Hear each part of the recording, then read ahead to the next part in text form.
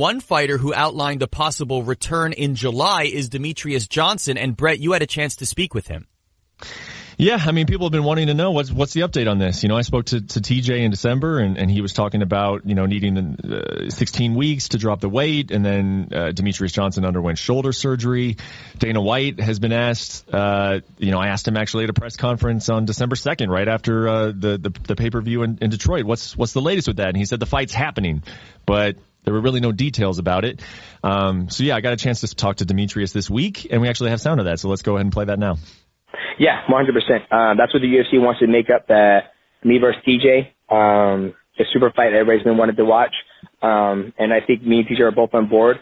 We just want to make sure it's on a stacked card. We want to be on like a card that we're going to be able to, benefit from, a good pay-per-view buy. I think I deserve it, and I think he deserves it. Two champions, both well-rounded, very skillful.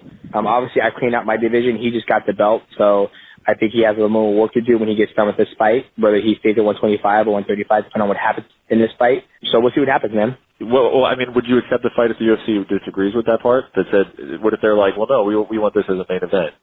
Is that like a deal breaker for you?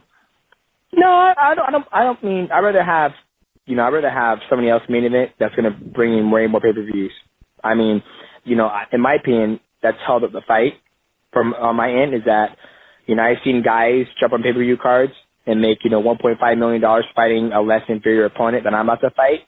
Mm-hmm. To where, me and TJ, we can fight, on the Seattle card or whatever card, and we'll probably pull in like 275 buys and, we'll probably get an extra check for $75,000. So my management team was like, dude, like I've seen it happen before. We're going to hold out, wait. That's what everyone wants to see.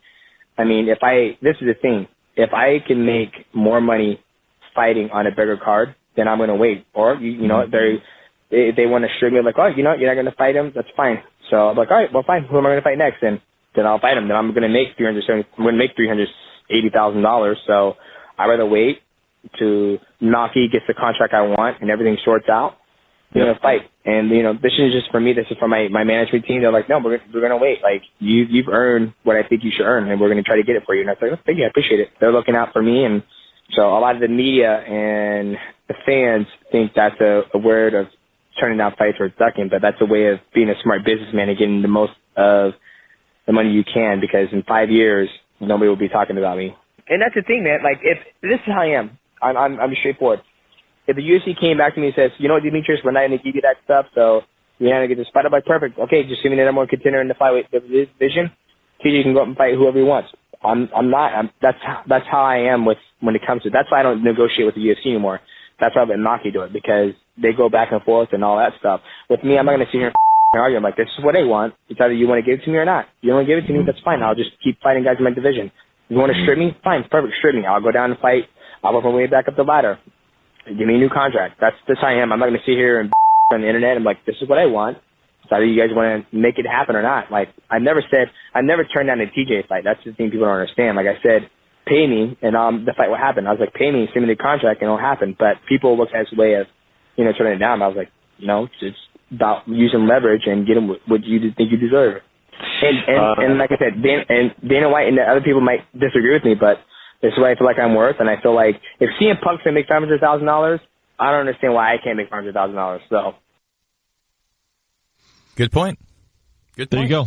If he's making points, if he's getting points off the pay-per-views, then that card, which is traditionally, if not the biggest, one of the biggest fight cards of the year, at International Fight Week in July, why not?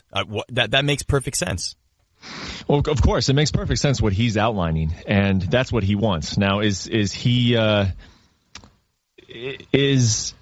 first of all, is that going to happen, and what is the UFC stance on this? Okay, this is sort of a complicated situation, and this is happening around the sport. We're seeing this now, where you have these big megastars in the UFC, right? You have a handful of them, a couple of them, and the UFC has gotten into the habit of putting multiple title fights on a single card. They figured out that this is good for business.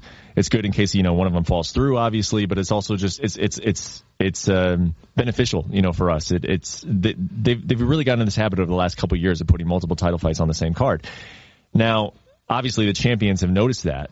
And if you're a champion, what fight card do you want to be on? You want to be on International Fight Week. You want to be on any Conor McGregor fight card that you can be. You want to be on New York, and we're seeing this right now with Chris Cyborg as well. Initially she said, well, I'm not really interested in the Amanda Nunes fight. Now she's saying, well, I'm interested, but let's do it International Fight Week. I want a big card. She's essentially saying the exact same thing that Demetrious Johnson is saying. I want it to be on a big card because they get points off of pay-per-view. So obviously the bigger the pay-per-view, the more money they get. Now, the argument against this would be, one, why should Demetrious Johnson get thrown on a George St. Pierre card in which, he's making pay-per-view points off of really, what George St. Pierre is drawing? And the other argument is that the UFC has a schedule to put together. They can't just, if they're having a champion saying, I don't really want to fight here, I want to fight on the big card in the summer, well, then what are they supposed to do with these other main events? If they have a pay-per-view in Brazil that they would really love to do Cyborg and Amanda on, but those two are only willing to fight in July in Las Vegas, well, that's a problem for the UFC, isn't it? So those are the two ways of looking at it. What I would say is the UFC they have to figure this out because, as I just mentioned, there's two cases of it right there, two very high-profile cases of this is what's happening, this is what the fighters have noticed, realized, and now we're seeing this play out in the contract negotiations. They need to figure out a way in which, hey, Demetrious, you do bring something to this card. You bring something to any card that you have, and you fighting TJ Dillashaw is a fantastic fight. We can promote that. You have 11 title defenses. TJ Dillashaw just won the title back, champion versus champion. We can do all that, but understand that it doesn't sell as a headliner. So figure out a way, and this has to go, unfortunately, probably case by case, but figure out a way to pay him, maybe potentially a slightly less percentage than someone like a Conor McGregor makes on the pay-per-view. I mean, that's one feasible way I could see, rectifying this. Because Demetrious Johnson is not in the wrong. He's looking around, and I didn't mention this, or I didn't include this in the audio clip, but he pointed out Cody Garbrandt. He said, look at Cody Garbrandt. He fought in Madison Square Garden, and he fought on a card that was headlined by George St. Pierre, and he got pay-per-view points off of all of that. Is Cody Garbrandt, that much more sellable than I am? He's looking around and he's seeing these opportunities play out. It sort of just seems like it's kind of luck of the draw. And in Demetrious' mind, he's like, I'm the best fighter in the world. Put me on a big card. If you really want me to fight TJ Dillashaw, put me on a big card and let me get paid for it because other guys are.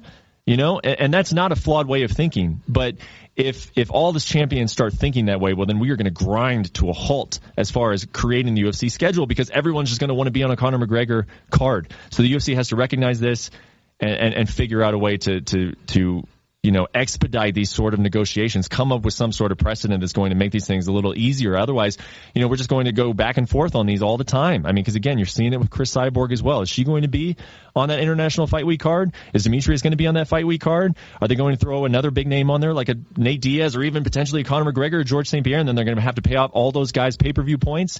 The UFC has a business to run as well. So it's a complicated issue. But, you're not seeing Demetrious Johnson say, yeah, fine, whatever. Just put me on, some May, UFC card that is boxed in between, some big boxing event. And then my pay-per-view buys suffer. Like, I'm not doing that anymore. I've done that enough, So, interesting. It's a very interesting business dynamic that's going on at the very top of the sport right now.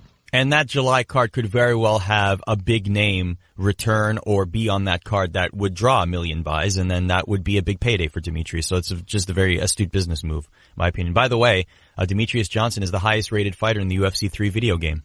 Yes, he is. No surprise there. Rightfully so, I would assume. No surprise there. Yeah. Yep. And actually, so I was reading it, according to Sporting News, he's 7 points across the 4 main rating categories that separate him from the pack, which is substantial, according to this article. So Dominic Cruz is second, TJ Dillashaw is third, and Tony Ferguson, Stephen Thompson, and Luke Rockhold rounded out. But interesting enough, just throwing that out there, Demetrious Johnson is the highest rated, and TJ Dillashaw is the third highest rated. So, and I'm just going to put this out there. I think the fight's going to happen. I think the UFC will figure out a way to make it happen. But, Demetrious coming on record and saying this stuff, it shows, that there has been a little bit of conversations between them, and he's made his stance very clear. He could not have made it more black and white. Either you put me on a big card, and I fight TJ, or you don't, and I don't. He even said that if they want to take the route of threatening to strip him, then fine, he'll do that. But he's sticking to his guns on this one. It sounds like if they want the TJ fight, they got to put it on a big card.